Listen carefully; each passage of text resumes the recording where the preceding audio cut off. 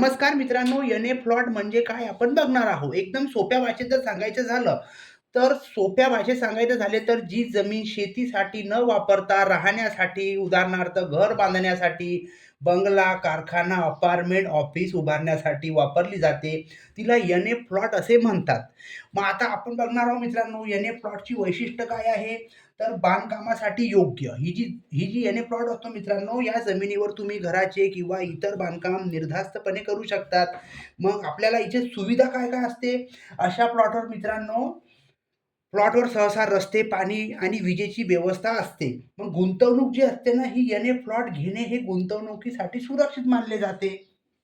आणि कर्ज जे असते ना, या जमिनीवर बँकांकडून गृहकर्ज सहज मिळू शकते. मग आपण बघितलं आहे एन-ए प्लॉट म्हणजे काय? मग आता एन-एचे प्रकारसुद्धा आहे मित्रांनो. रेसिडेंटल एन-ए म्हणजे काय?